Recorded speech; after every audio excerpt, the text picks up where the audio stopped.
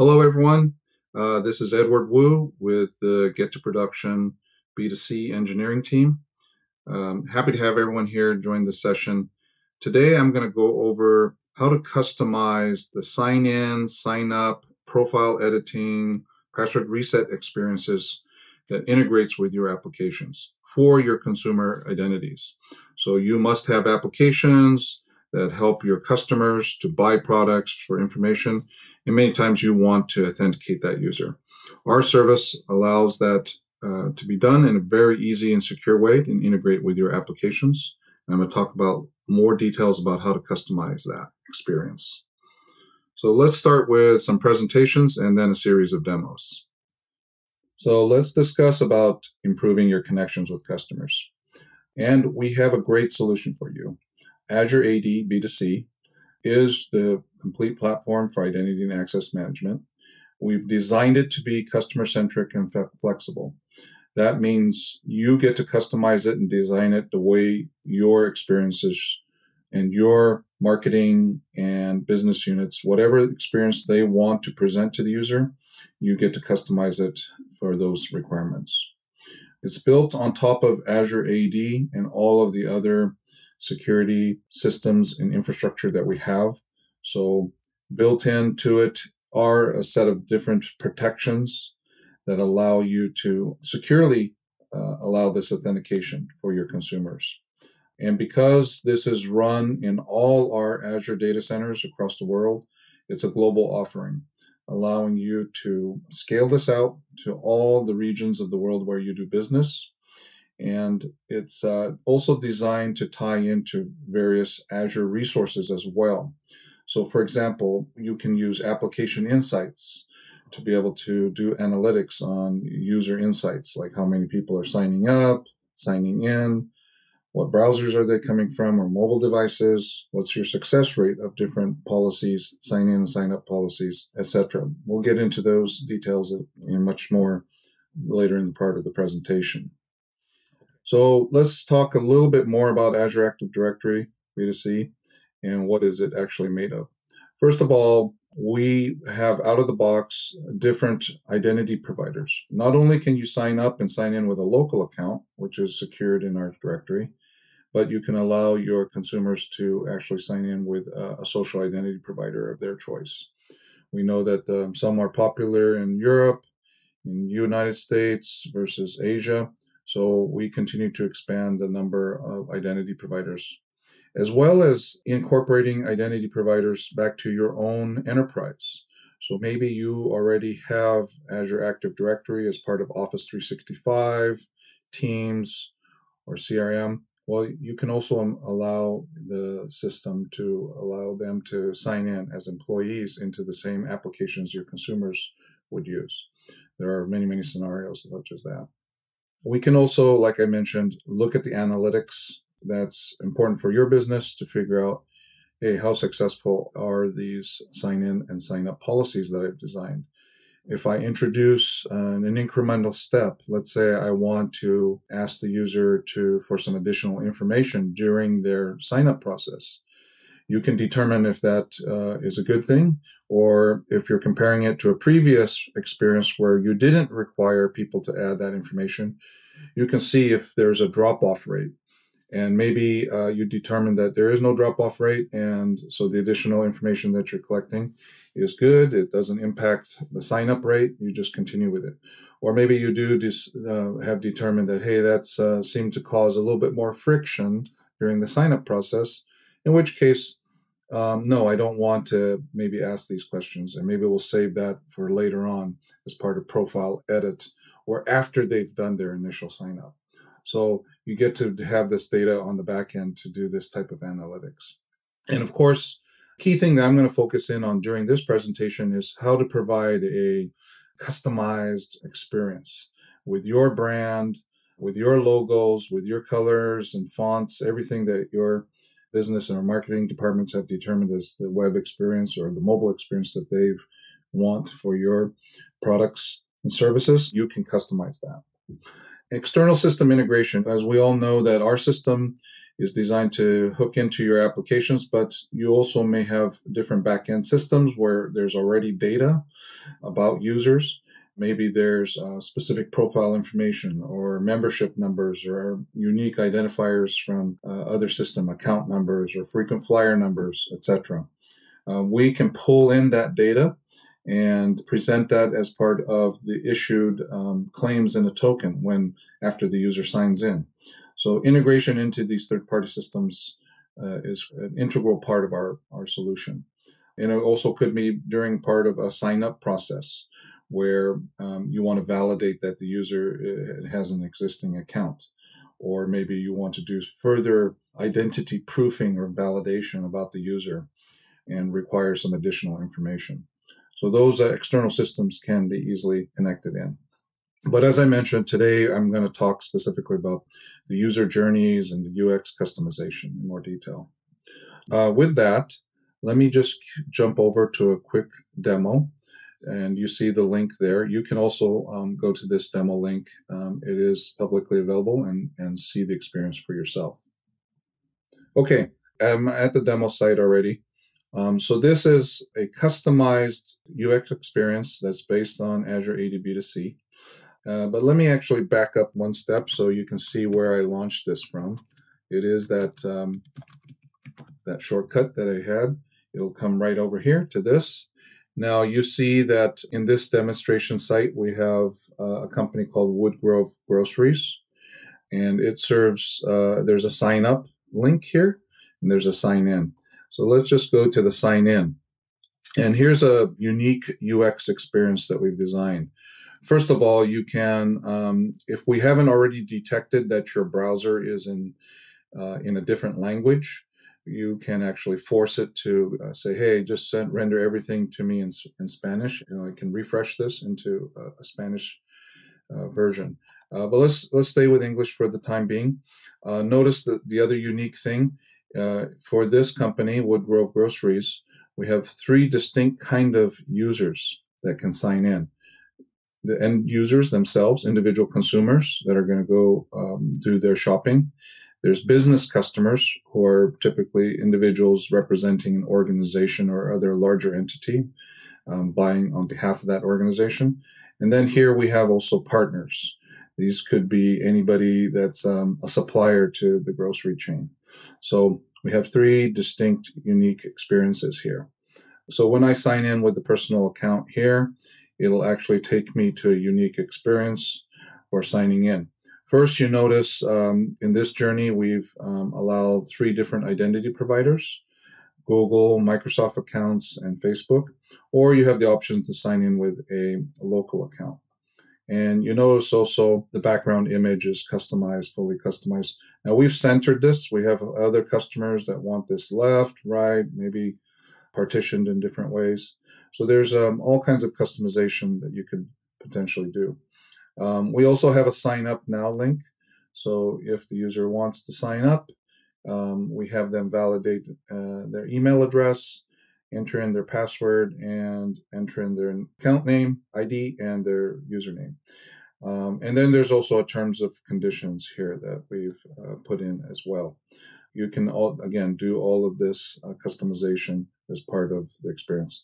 And maybe you don't want to collect everything in one initial sign up, as I mentioned. We have the concept of also progressive profiling, so that maybe you want to just get the bare minimum information during the sign up, and then further down the user experience, the second sign up or in subsequent ones where they're actually adding things in the shopping cart and ready to check out, you can collect additional information at that point.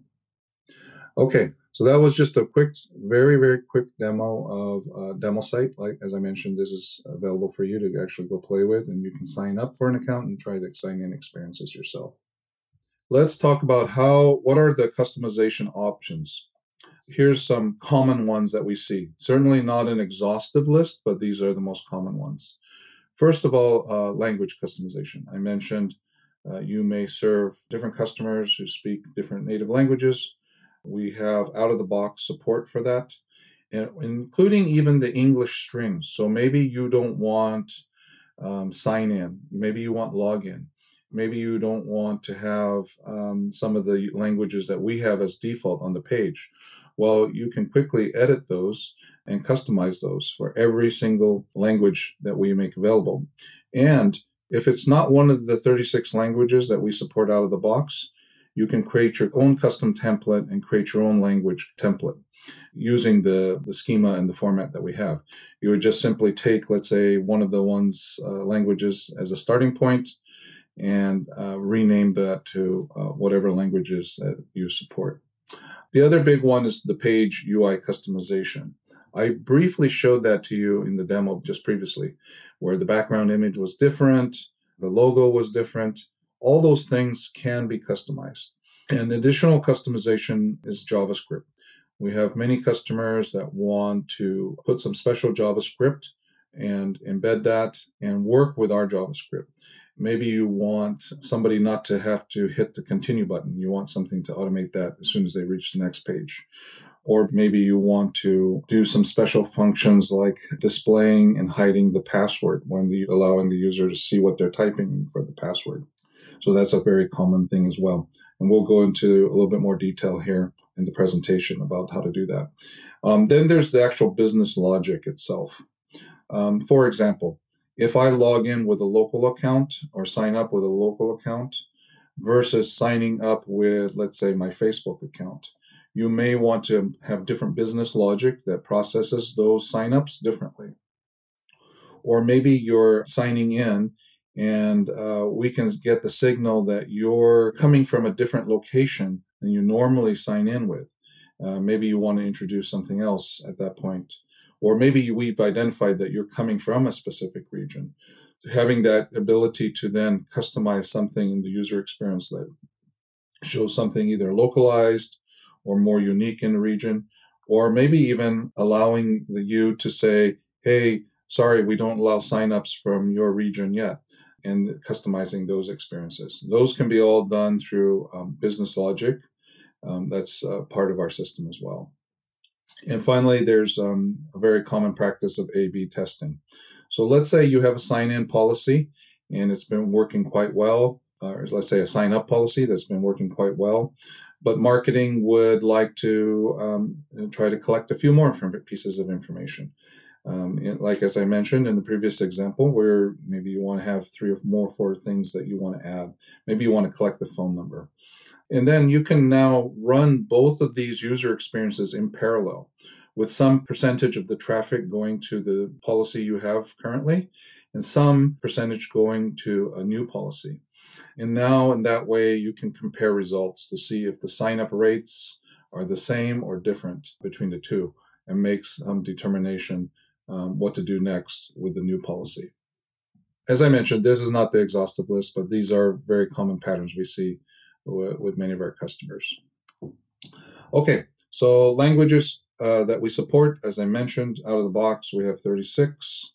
I mentioned you can add any language that you want. If it's not one of the 36, you can add your own 37th language and provide that translation.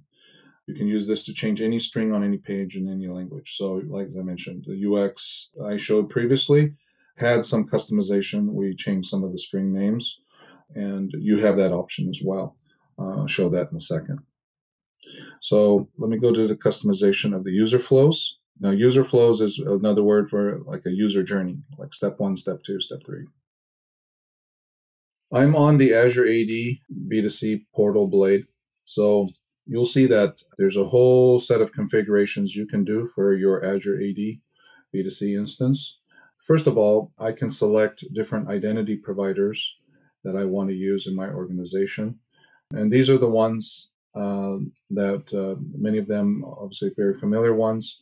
But if you wanted to even add your own OpenID Connect provider, you can do so through this interface.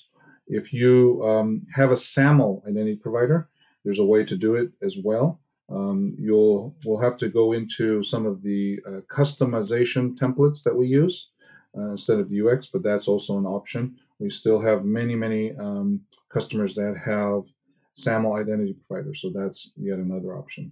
So that's here's the most simple place where you can select which identity providers that you want to have available for your user flows. There's other things here around the actual user management, application registrations that will actually use these flows. For this demo, I'm just going to go over to the user flows.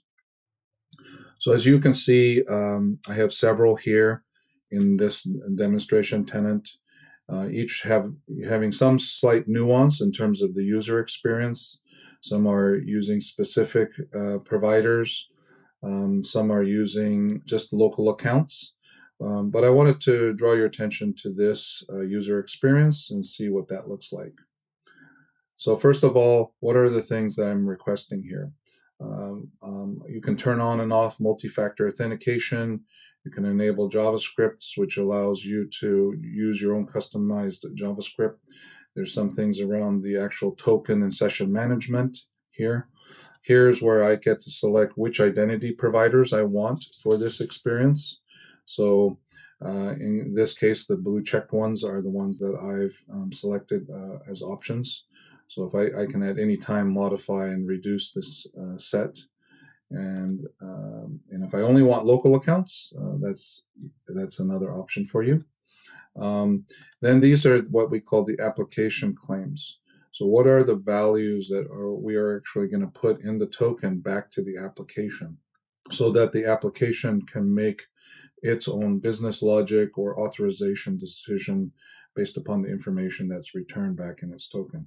So for example, employee ID may be something that's returned if in case we need or allow a user to be an employee to sign into this application. But there's obviously a set of data or attributes that we can set, but you can also add your own custom attributes as well. If you hit the manage user attributes, that's where you can actually add additional ones. Page layouts is where you actually, this is where you actually bring in your own custom content.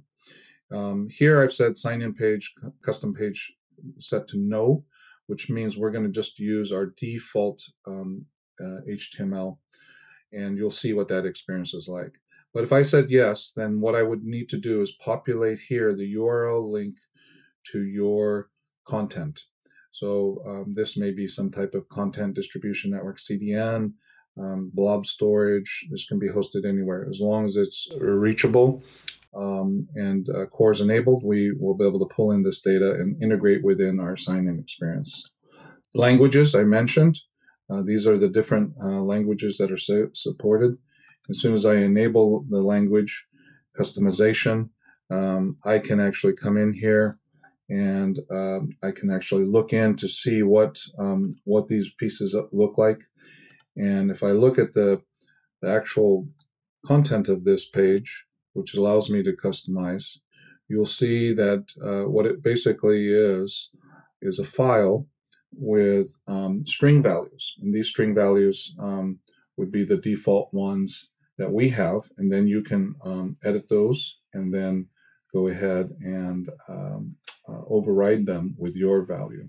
So just as an example, it says sign in with login name exchange, and the value for that will show there is local account. Maybe you don't like local account. Maybe you just want local, or user ID maybe changed to username.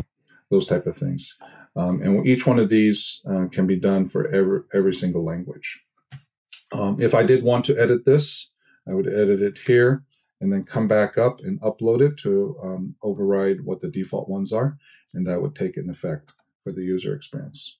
When you actually run the user flow itself, we have run the whole experience to whatever you've configured here and show you what that experience looks like real time. So here I've pulled in some images, and some of this language here has been customized. So that's how easy it is from the user flow blade to do this simple customization. All right, let me go back to the PowerPoint. Okay, let's discuss a little bit more detail on how customization works. And what I showed you previously is how to do it within the context of the admin UX, where you can do some basic things. But let's say that you want to do something more advanced, a little bit more advanced in terms of not only what the page looks like, but also in terms of how the flow works. Then we want to be able to edit some of our custom policies. Think of custom policies as a way to directly interact with our system and get even more fine-tuned in terms of what you want in terms of the values, the UX, how the policies work, execute from page 1 to page 2, or step 1 to step 2. So I'm going to go in here a little bit more. So, I mentioned previously, like things such as the sign-in name or the password. You can do these customizations here and define that.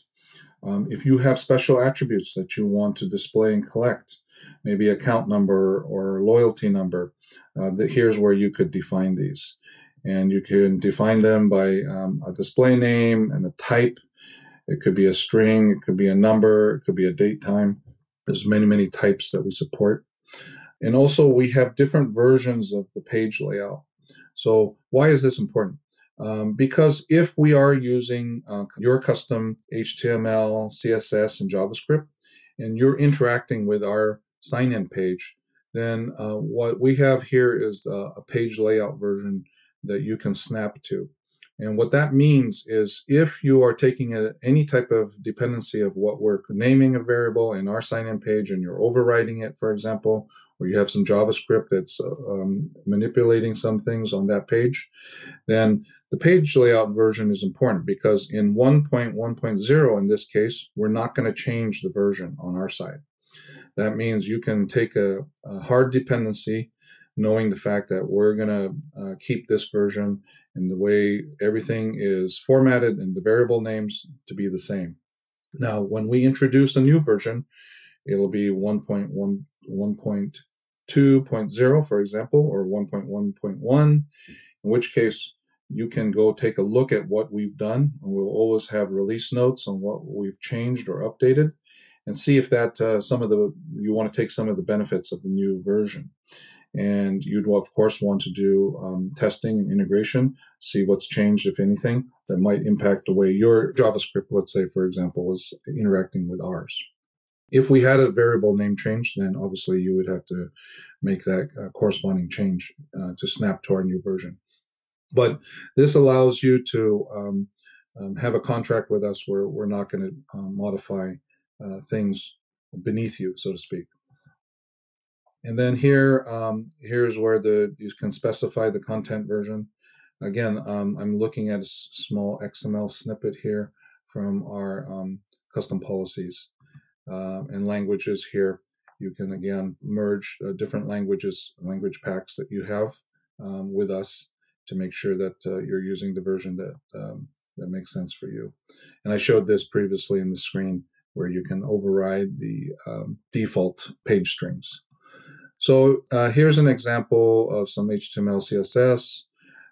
This is just raw. Obviously, the CSS hasn't everything formatted yet, but you're just at the early stages of looking at how something may work, and you want to change the names and how the different properties map to those changes. So let's, here's an example of a CDN content. Is pointing to, in this particular example, is pointing to a blob storage where the CDN value is housed. Here's another customization one of our customers had for their sign-in experience. Okay, so let's talk a little bit about the JavaScript examples of what are some of the things you can do. So let me switch over to the browser again. Okay, so I'm going to reference here the documentation that we have for JavaScript using that specifically with B2C. There's a few things in particular. You'll have to select the page layout. You'll have to add elements, as I mentioned, to something what we call the custom policies where you can do this. And you add things, allow script execution here as one of the things. Now there's some guidelines for JavaScript that we also publish here. These are good rules to follow. to make sure your JavaScript interacts with ours in a well-behaved way. We provide this guidance. And we also have some very simple examples. Here's a JavaScript that just simply allows the user to toggle the password input, hide or display what they're typing. And this JavaScript would be part of your custom page, which would be hosted on some CDN, and we will reference that. And then the terms of use was the other example, just as two very simple. So if I come back here to the previous experience, you'll see this JavaScript in action here. So here, I could be typing some password, and this JavaScript actually allows me to hide it or see it. And similarly, when I did the sign up now, this is special JavaScript as well for the terms of use, this behavior. So those are just two simple examples. If you have information or questions about this, as I mentioned, we'll have more resources here. But this is a very, very common pattern we see for JavaScript integration. Next, I'd like to talk about the business logic customization a little bit more. So this is now you're making some logical decision based upon what's going on with the application and what the user is interacting with your application to do. So a common example of this is migration. Many of our customers, when they use Azure AD B2C, are going to transition from an existing system. Could be many kinds of different existing systems out there.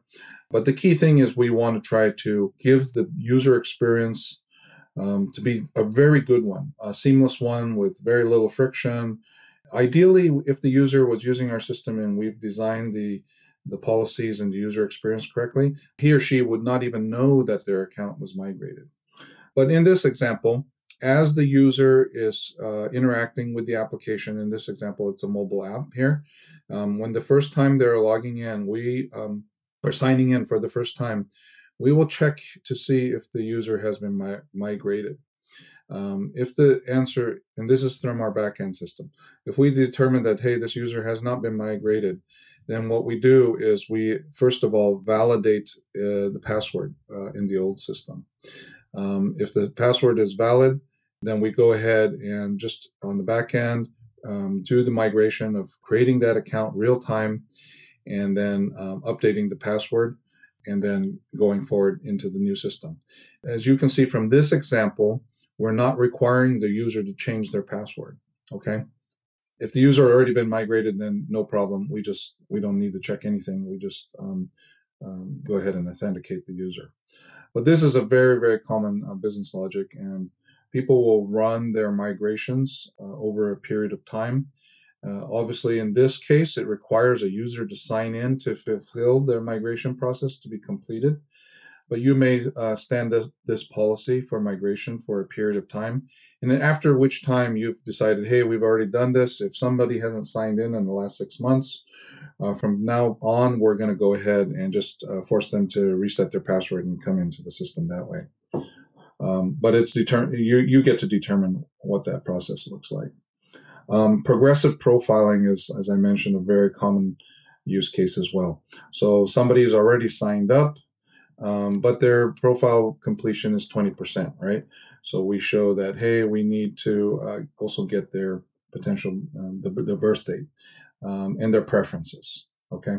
So we can continue doing this. We can make these properties either mandatory or optional. So even though they may not want to supply a birth date, they don't have to. They can bypass this and continue on. But let's say maybe that in this case, favorite color will be mandatory, so they have to fill in that form. So you can decide what that looks like in terms of your profile edits. Here's another example of a sign up that requires user verification. So as part of the user verification, we're going to determine if this looks like a valid user and digitally score what that probability of that user being a real one versus a fake account being created. In this example, we're doing two things, not only having the business logic to do that, but we're integrating with a third-party identity proofing system. And we're going to pass some bits of information to that third-party system. They're going to give us a risk score back, and based upon that risk score, we'll decide whether to create the user or maybe have some other logic there requiring additional information from the user or require the user to call someone to finish the sign up. So there's several third-party systems that we integrate with. I'll send you a link as well at the end who those resources are. We've done this integration. We have samples of how that integration works already, ready to go. So again, just a quick showing of what looks like the inside of some logic. What we're doing here is checking to see if social identity is used here. So if I'm signing in with Facebook, we're going to not do anything because they've already authenticated somewhere else. But if it's not a social identity provider, then we have to create new credentials for the local account. Just a very simple example of how that logic could be included. I mentioned A/B testing. So we want to actually start with an internal story here at Microsoft where we did this for quite some time to figure out what was the best user experience for a sign-in. So Skype in particular.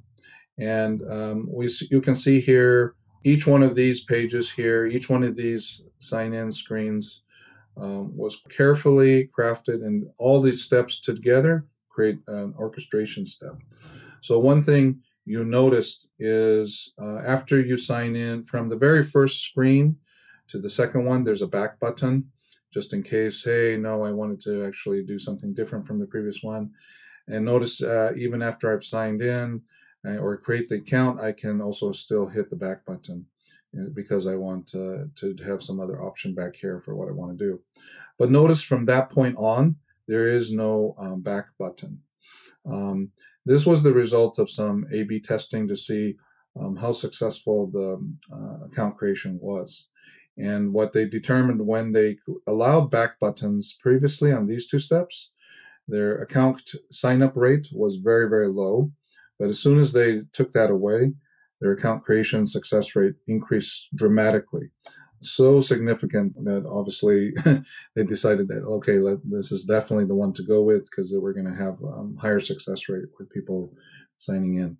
So that's just a very simple. They ran two sign-up flows in parallel and did that testing and then determined that one was better than the other.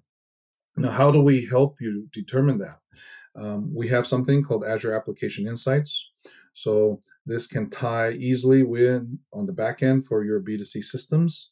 And here, what you'll be able to see are actual success rates, your sign-up rates, sign-in rates, and for different policies.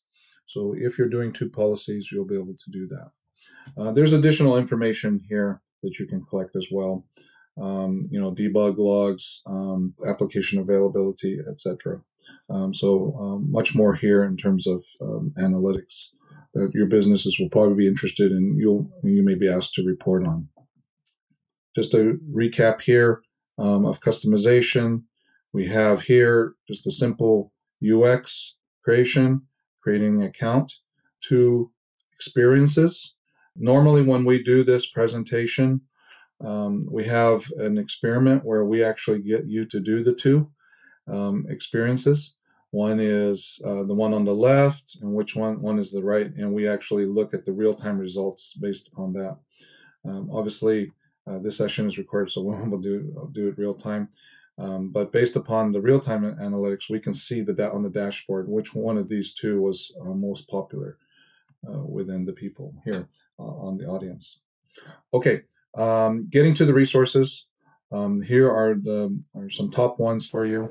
Not only the training and solution guides and the documentation, the full documentation that we had. I showed you a couple of demos. You can run these yourself. There's a demo config where you can actually do real-time. You can upload your logo and your background image to see what the experience is like right here in this ak.ms CIAM demo config. We also use Stack Overflow, and in terms of questions and answers, So if you have a question, there's a high probability your question has already been answered previously.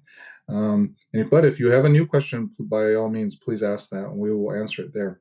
And we found that to be effective because if you have a question, most likely there's others that also have a similar question. So once we answer it, we have a history of it and also availability to others to answer the same thing. And also, we have a video series here, and the YouTube link is shown below here. Thanks, everyone, for attending today's session. As you can see, I showed and demonstrated how you can do some of the UX customization and user journey customizations for your consumer identities. Obviously, this is just the beginning, and there's a lot more details. I've shown the links to the resources that are available.